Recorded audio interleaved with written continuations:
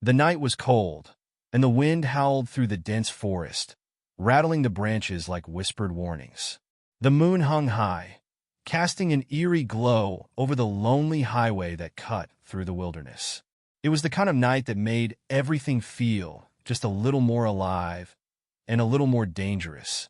Then, suddenly, a loud crash shattered the silence. The screech of tires, the violent impact of metal twisting, and then nothing. Just the slow creaking of a wrecked car resting against a broken tree. Smoke curled into the night sky, blending with the mist rolling off the ground. Inside the car, glass glistened like fallen stars, the shattered windshield revealing the dark, lifeless interior. The world had already moved on, unaware of the tragedy that had just unfolded on this desolate stretch of road. But something was watching. From the thick shadows of the forest, a pair of glowing amber eyes blinked. A massive wolf, its fur silver under the moonlight, stepped cautiously onto the road. Its ears twitched, listening to the unnatural stillness that followed the accident. It was a creature of instinct, drawn not by curiosity, but by something deeper, something it couldn't quite understand. Padding closer to the wreckage, the wolf sniffed the air. Blood, twisted metal, smoke, and then something else. A scent so faint, so delicate, it was almost lost in the chaos. It smelled of warmth, of life, of something fragile. The wolf's muscles tensed. It took another step, its sharp claws clicking against the cold pavement. And then it heard it, a sound so small, so weak, that it almost wasn't there at all. A cry. The wolf tilted its head, ears perked. It moved closer to the broken car, its sharp eyes scanning the wreckage. And then, through the tangled mess of metal and shattered glass, it saw movement. A tiny bundle, barely visible in the dim light, trapped beneath the twisted remains of the back seat. The scent was stronger now, pure, untainted by the wreckage. It was unmistakable. A baby. The little one whimpered, its tiny body trembling in the cold. The wolf didn't move at first. It simply stood there, watching, waiting. There were no other signs of life. No mother, no father, no rescuers rushing in. Only silence and the lonely wind whispering through the trees. The baby let out another feeble cry. Something in the wolf stirred. For a creature of the wild, the rules were simple: survival, instinct, the natural order of things. And yet, something made the wolf stay. It didn't turn away. It didn't leave the helpless child to fate. Instead, it moved closer. Slowly, carefully, it nudged the wreckage with its powerful snout. The baby squirmed, its tiny fingers curling against the cold air. The wolf lowered its head, sniffing gently. The baby's scent filled its senses, something so innocent and vulnerable that it made the great beast hesitate. It could feel the warmth of the child's body against its nose, hear the rapid, frightened heartbeat. And then, as if making a decision beyond instinct, the wolf opened its powerful jaws, carefully, deliberately, and grasped the baby by the soft blanket wrapped around its tiny form. It lifted the child with a tenderness that seemed impossible for a predator. With quiet steps, it turned away from the wreckage, stepping off the cracked pavement and disappearing into the trees. The forest swallowed them whole. The wind howled again, rustling the leaves in a mournful whisper. The highway remained empty, the wreckage left behind as a silent testament to the tragedy. The world had already forgotten. But deep within the wilderness, a different story was unfolding. The wolf moved swiftly, its powerful legs carrying it through the trees like a ghost. The baby, still wrapped in its blanket, barely made a sound. Maybe it sensed that, despite everything, it was safe. That the creature carrying it was not an enemy, but something else, something unknown, something wild, but not cruel. Deeper and deeper into the forest they went, past towering pines and winding trails, until finally they reached a place untouched by man. A place where the moonlight barely reached, where the earth was soft beneath heavy paws, where only those who belonged to the wilderness could survive. The wolf stopped. It gently placed the baby on a bed of moss, its breath visible in the cold night air. The forest was silent, watching, waiting, and then something happened. The wolf lifted its head, letting out a low, haunting sound. Not a growl, not a warning, but something almost calling. From the darkness, more eyes appeared. Amber green, piercing through the shadows. Shapes moved, silent and graceful, stepping forward with cautious curiosity. They were not alone.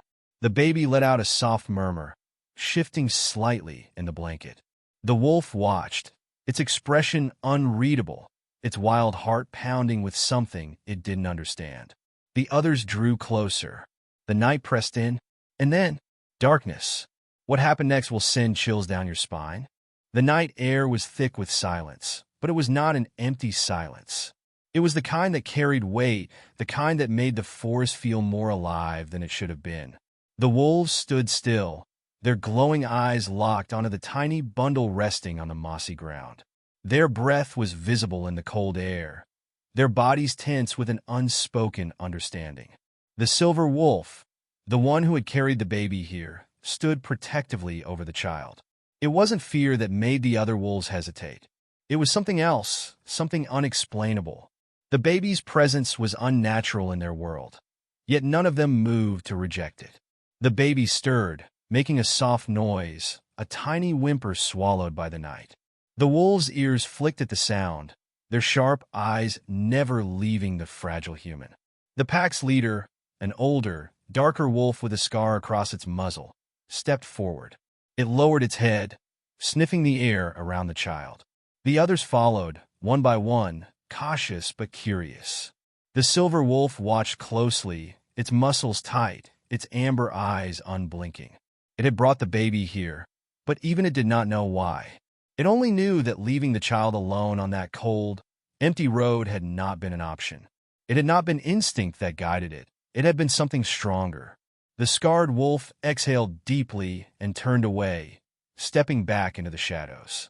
The others followed, disappearing into the night, leaving only the silver wolf and the baby beneath the towering trees.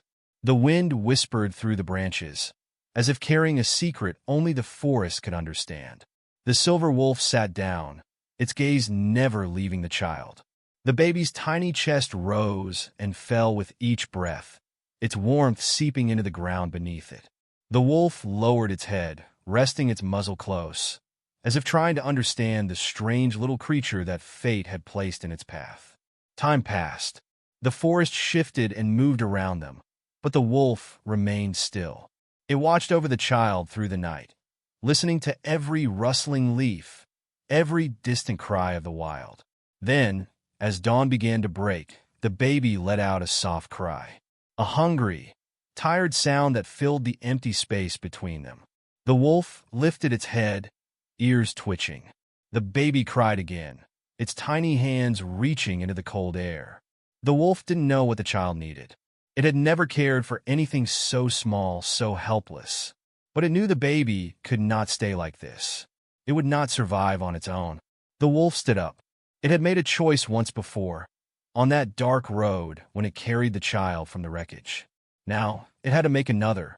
With careful movements, the wolf picked up the baby again, wrapping its powerful jaws around the soft fabric of the blanket. It turned and disappeared into the trees, moving with a quiet urgency. The forest blurred past as the wolf ran, dodging fallen branches, leaping over streams, carrying the child deeper into the unknown. The morning light cut through the trees as the wolf finally slowed. It approached a small clearing where an old wooden cabin stood, hidden among the thick undergrowth. Smoke curled from the chimney, the scent of burning wood mixing with the fresh scent of the forest. The wolf stopped a short distance away, placing the baby down gently in the soft grass. It watched the cabin, ears perked, waiting. Then from inside, the sound of movement. The door creaked open, and an old woman stepped out.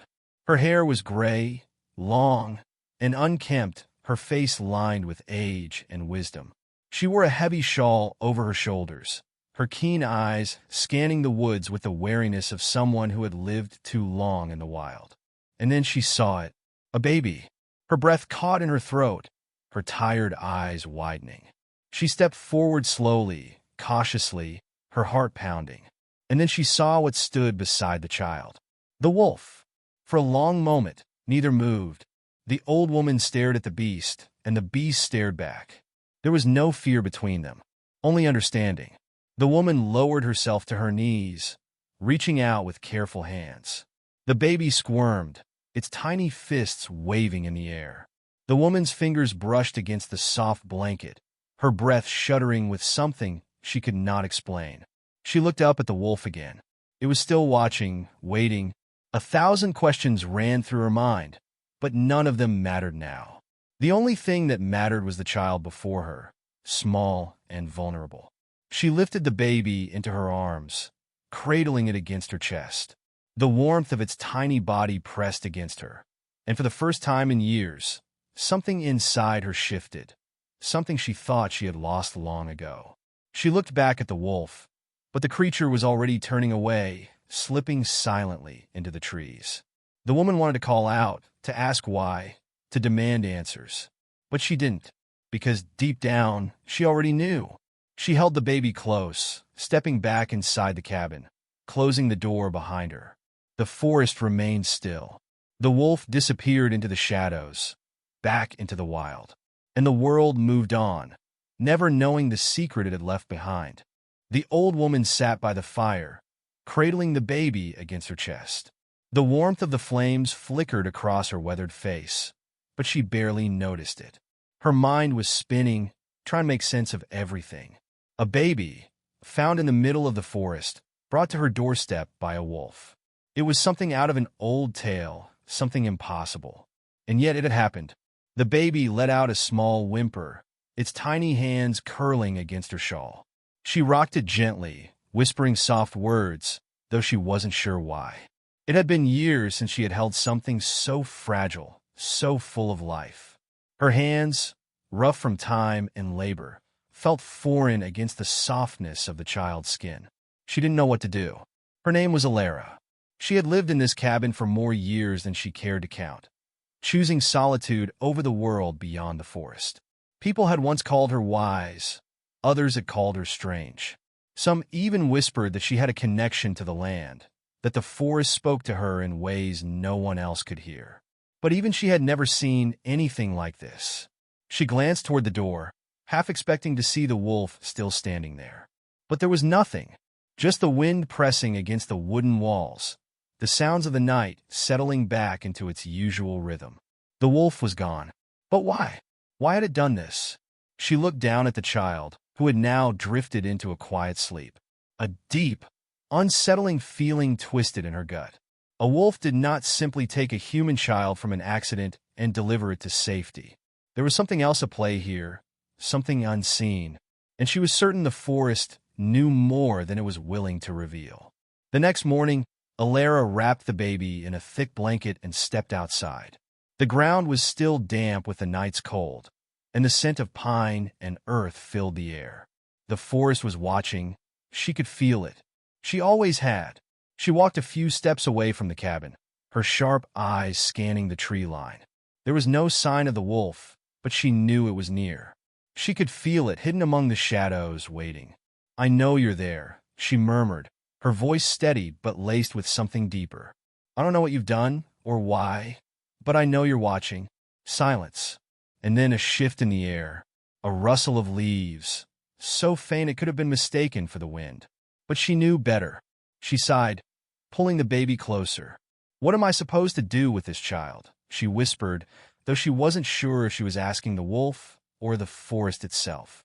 No answer came, but she hadn't expected one. Days passed, and Alara cared for the child as best as she could. She had no experience raising a baby. Her life had never allowed for such things, but she did what she could. She made warm broth, wrapped the child in layers to protect it from the chill, and hummed old melodies from a time long before. Yet, she couldn't shake the feeling that something was wrong. At night, she would wake to the distant sound of howls. Not ordinary ones, but something deeper, more urgent. The wolves were restless, and she could feel eyes on her, always watching. One evening, as she stepped outside to gather firewood, she caught a glimpse of something in the trees. Not the wolf, something else. A figure. Just for a second. Then it was gone. A chill ran through her. She wasn't alone out here. And whoever or whatever was watching her, it wasn't just the wolves. She hurried back inside, bolting the door behind her. The baby stirred in its sleep, but did not wake. Alara sat by the fire, staring into the flames, trying to make sense of the growing unease in her chest. Something was coming, something she wasn't ready for, and she had a feeling that the child, this strange, innocent baby who had appeared in her life so suddenly, was at the center of it all. The wind had changed. Alara could feel it in her bones, in the way the trees whispered warnings through the night. The air was heavier now, thick with something unseen, something waiting. She had lived in these woods long enough to know when the forest was uneasy. And tonight, it was restless. The baby stirred in her arms, letting out a tiny whimper before settling again. The child had been growing stronger, its cries less frail, its little hands grasping at the fabric of her shawl with a surprising grip. But something about the baby, something Alara couldn't name, felt different. She had tried to ignore it at first. The way the wolves still lingered at the edge of her sight, their glowing eyes tracking her movements. The way the night air carried whispers she couldn't quite make out. The way the child seemed too calm, too aware for something so small. And now, the feeling that she was no longer alone in these woods. She had seen the figure again, more than once, always just beyond the trees, watching, never moving closer, never speaking, but never leaving either. And it wasn't the wolf. The wolf had stayed away since that night, but she could still feel its presence, somewhere out there, circling, waiting. It hadn't abandoned the child completely. Alara knew that much. And for reasons she didn't fully understand, that thought gave her some small comfort. But the figure in the trees, whoever they were, did not. Tonight, Alara did not sleep. She sat by the fire, her ears sharp to every sound, her old hunting knife resting within reach. The baby slept soundly in the small wooden cradle she had carved by hand just days before. The cabin was warm, the flames crackling softly, but outside, the forest had gone silent. Not a single branch swayed, not a single owl called, a silence that deep was unnatural. It meant something was near, something watching. Alara's fingers tightened around the handle of her knife. She forced herself to remain still, listening. Then, a sound, soft, barely there, a footstep, slow, deliberate. She turned her head just slightly, her heart pounding against her ribs. Another footstep, closer, not an animal, not a wolf, a person. Alara rose from her chair, moving carefully, her grip steady. She stepped toward the door, just as another sound reached her ears, this one from behind her. She froze. The baby. It was awake, but it wasn't crying. Instead, it was staring past her, toward the door. Its tiny face was unreadable, its wide eyes locked on something Alara couldn't see. A cold shiver ran down her spine. Then, a knock. Soft, slow, not forceful, not rushed. Just a single, deliberate knock against the wooden door. Alara didn't move. The baby didn't either. The silence stretched thick and heavy. Then, another knock. Alara stepped forward, slowly, pressing her palm against the rough wood. "Who's there?" she asked, her voice steady despite the fear tightening in her chest. No answer, only the wind. She exhaled, gripping the knife tighter. She knew better than to open that door. Whatever was out there, whoever was watching her, it wasn't someone lost in the woods. This was different. This was something else. Another knock. And then, a whisper. Not from the door. From behind her. Inside the cabin. Alara spun around, her breath catching in her throat. The fire flickered wildly, casting long shadows against the wooden walls. The baby was still in the cradle, still watching, still silent. But something had changed. The air was different. Thicker. The shadows stretched longer than they should have. And then, just for a second, she saw it. A figure, standing in the corner of the room, motionless, watching. Alara's pulse roared in her ears. Her grip on the knife tightened until her knuckles turned white. She took a slow step back, her body rigid, her instincts screaming. But then, The baby let out a small, soft sound. Not a cry. Not fear. Something else. Recognition. And that was when Alara knew. This wasn't over. It had only just begun. Alara couldn't breathe. The figure in the corner didn't move, didn't speak. It was just there, standing in the deep shadows, as if it had always been part of the cabin. The firelight flickered, shifting its form, tall, thin, wrapped in darkness. But it was the baby's reaction that sent a chill through Alara's bones. The child wasn't afraid. It should have been screaming, wailing for comfort, but instead it stared silent still. Alara swallowed, forcing herself to keep her grip tight on the knife. She didn't look away, didn't blink. Then, just as suddenly as it had appeared, the figure was gone. No sound, no movement, just gone. The only proof that it had been there at all was the ice-cold dread still clinging to Alara's skin. For a long moment, she stood frozen in place, the air thick and unmoving around her. She listened to the fire, to the trees outside, to the baby's soft breathing. But there was nothing. The silence of the forest had returned, stretching out endlessly beyond the walls of the cabin. She didn't trust it. Her pulse still thundered in her ears, her senses screaming that something was wrong. And then, the baby turned its head, not toward her, toward the door. And before Alara could move, before she could even process what was happening, the knocking started again. Louder this time, more urgent. 3 hard, deliberate knocks against the wood, each one sending vibrations through the floor beneath her feet. Alara didn't move. The baby's breathing stayed slow, steady, as if this was nothing new, as if it had been waiting for this. Her grip on the knife tightened, her knuckles white. Something was coming, or maybe it was already here. She took a slow step toward the door, her body tense, every muscle coiled like a spring. The wind howled through the trees outside, but she wasn't sure if it was real anymore or just inside her head. And then, a voice, not from the door, from the other side of the room. Soft, low, familiar. Alara. She turned so fast the room blurred around her. But there was nothing, only the empty space where the figure had been. She swallowed hard, forcing her breath to stay steady. This wasn't real. It couldn't be. But the voice. She knew that voice. And that was impossible, because the last time she had heard it, the person it belonged to had been dead. The baby let out a soft sound, something between a sigh and a coo, breaking the heavy silence. And outside, beneath the wind, the howls of the wolves began to rise. Not distant anymore, not watching from afar. They were close now, too close. Alara's pulse roared in her ears as the knocking on the door turned into pounding. Whoever, whatever, was outside wasn't waiting anymore. It was trying to get in. Alara's heart pounded as the pounding on the door grew more forceful. The entire cabin seemed to tremble under its weight. The baby remained calm, watching everything unfold with an eerie stillness, as if it understood something she didn't. The wolves' howls outside rose in unison, their cries weaving through the trees like a warning or a call. She didn't know who or what was on the other side of that door. She only knew one thing. She couldn't let it in. Clutching the knife, she backed away, her mind racing for a plan. But before she could make a move, the pounding stopped. The sudden silence was deafening. The only sound left was the crackling fire and the distant wind outside. Alara held her breath. Then, the door creaked. Not from force, from something else. It was opening. A cold wave of terror crashed over her.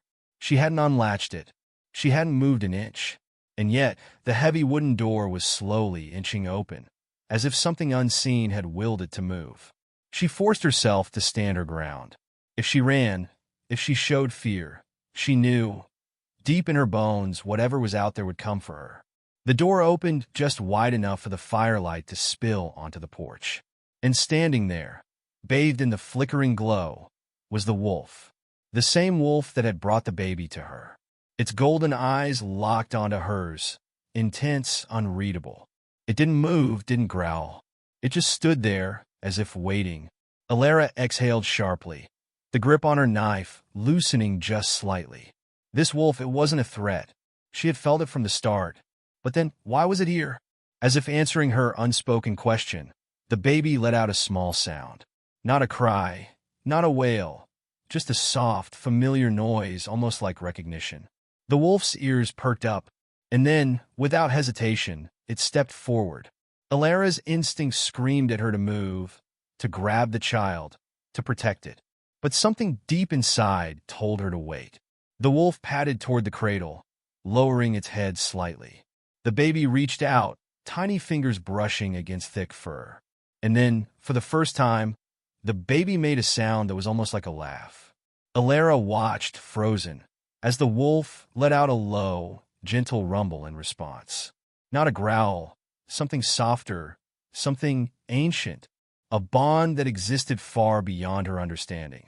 And in that moment, she knew the child had never belonged to her. It had never been meant for this cabin, for this life. It had always been meant for something greater. The knocking, the whispers, the figure in the shadows. None of it had been a warning. It had been a test to see if she would keep the child, if she would deny it the fate it was meant for. But fate had a way of correcting itself. Alara took a slow, steady breath. Then, with a shaking hand, she reached down and lifted the baby from the cradle. The child didn't fuss, didn't resist. It simply turned its gaze to her, eyes wide and knowing. She carried the baby to the wolf, every step heavy with unspoken understanding. And as she knelt, placing the child carefully onto the wolf's back, she felt something shift in the air. The forest exhaled, as if relieved, as if balance had been restored. The wolf turned, its golden eyes meeting hers one last time. A silent promise, a silent thank you. Then, without a sound, it disappeared into the night. Alara stood there for a long time, staring into the darkness long after the wolf and the child had vanished from sight. The howls of the pack faded, the wind settled, and the forest, at last, returned to silence. And deep in her heart, she knew she would never see them again. But somehow, that was exactly how it was meant to be.